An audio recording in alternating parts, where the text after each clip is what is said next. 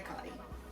This is a very old recipe. I think it's at least 20 years old because I'm pretty sure I learned it in college.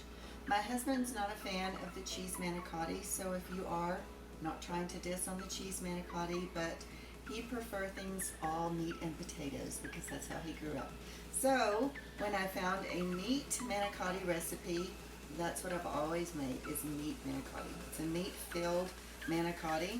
I've already got the noodles cooked, as you saw earlier.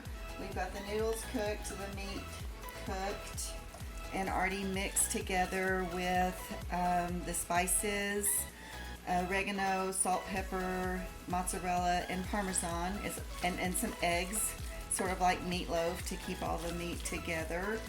And the bowl is, and all that's in the bowl, ready to go into the manicotti. So I'm going to show you how to fill the manicotti. First of all, though, I'm going to put a little bit of sauce in the bottom of my dish so the manicotti doesn't stick to the bottom of the 9x13 pan or whatever dish you're using. I usually use a 9x13 because it's going to fill this pan up. At school, when we do this in the lab, we only do half of a recipe to save on cost. But when I do it for my family, I do a full recipe because we're fat. Yes, this is one of their favorite recipes. Now, how you fill these pasta tubes. If you'll hold the end, cover the end with your fingers, and get a small spoon. You'll see I have a small, just regular spoon that you would use to eat with. And just kind of, if you don't fill the spoon too full, it's easy to put it in without tearing up the pasta. You have to let the pasta cool a little bit because you can't handle it right out of the water, of course, because it's going to be hot. You have to let it cool. I always say the little trays, as you see, I put the pasta right out of the water into the little trays so that they can cool and they won't stick together. And then once you fill it up, you lay it like that into the pan.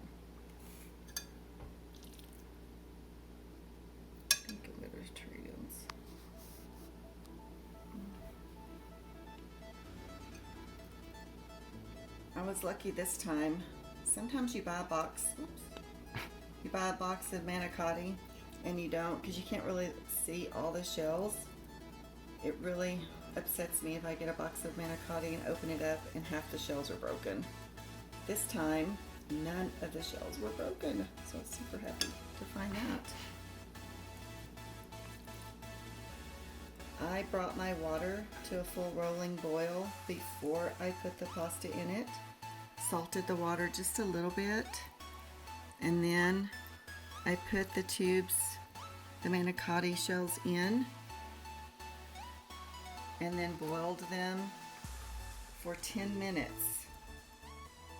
You see how this one's a little torn? It tore up in the cooking process, so I'm going to turn it around and not fill that in, because if you try to fill that in, it's just going to tear more.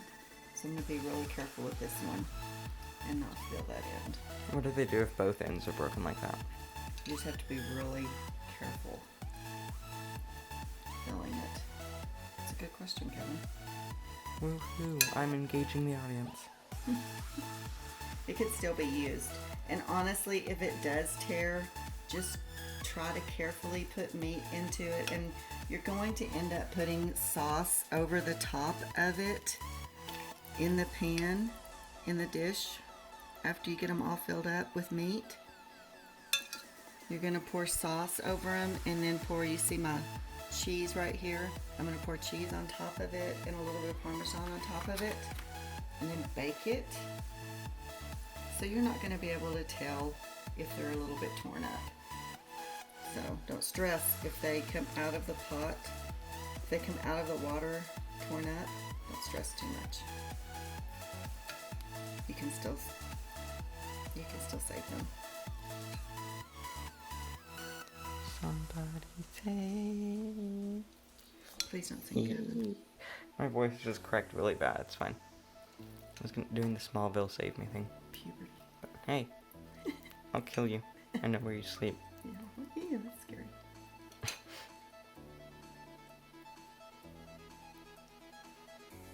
Now I'm going to show you how I'm going to save room in this pan with this next one. I'm going to fill one more and then we're going to be done, and I'll show you how I'm going to cover.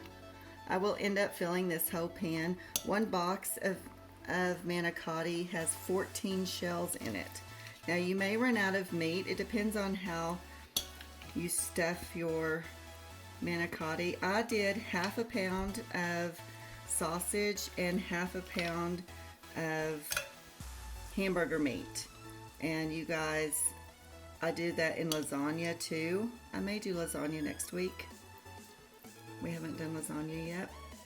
I think the pork sausage really amps up the flavor of Italian dishes. If you want to do it even better, you could do Italian sausage too. If you really like Italian sausage, you could do Italian sausage. So I'm going to end up doing, when I fill this pan up, I'm going to end up doing a whole row this way, and then I'll probably do 2 here and 2 here. So I'll have probably 8 and then 4 this way, so that's 12. If I can get them all full. Most times I run out of meat, so I usually end up with just like 12 of them. You just said you were gonna be able. Then you take your sauce, and again you just use your favorite spaghetti sauce, and you cover up the whole shell, okay? Because you do not want it to dry out in the oven.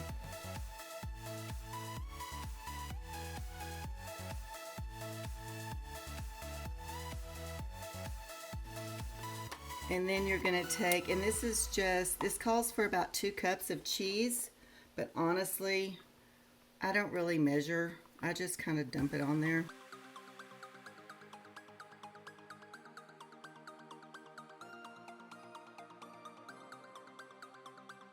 And then you're gonna cover it with foil, put it in the oven, and bake it for 45 minutes. And then you have a wonderful tasty meal of manicotti ready to eat.